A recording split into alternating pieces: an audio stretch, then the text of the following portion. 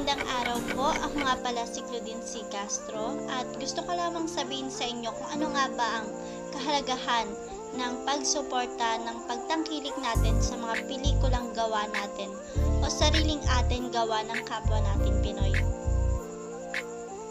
Una, ito'y nangangahulugan na ang pagmamahal natin sa sariling atin.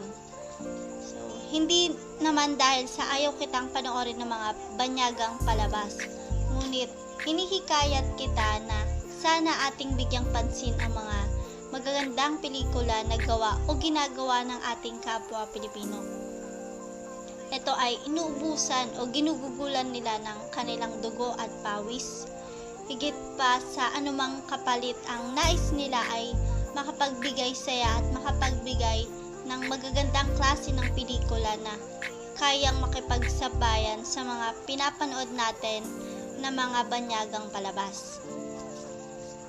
Pangalawa, ang mga pelikulang Pilipino ay sinasabing boring o pangit na ngayong panahon. Ngunit sa palagay ko, wala itong katotohanan. Madami pa ding pelikula ang mga tunay na kay gaganda at tunay na kapupulutan natin ng aral.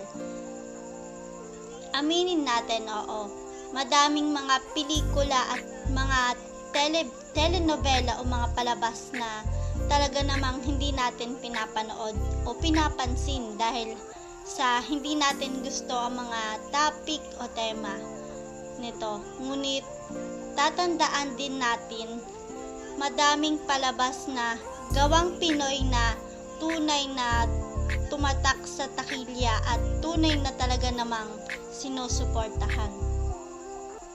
Kaya't patuloy tayong maghanap ng mga gawang Pilipinong mga palabas upang sa gayon mas lumawak pa ang ating kaalaman tungkol sa sining na ito. Pangatlo, ito ay nagbibigay ng taas sa moral ng mga direktor at mga artista na gumaganap sa bawat pelikula na ating pinapanood.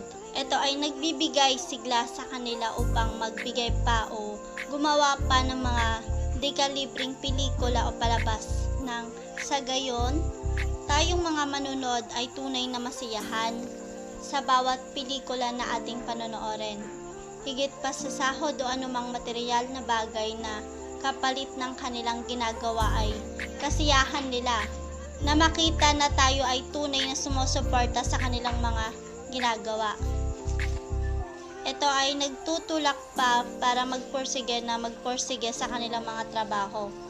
Kung kaya tayo dapat ang unang susuporta sa kapwa nating Pilipino.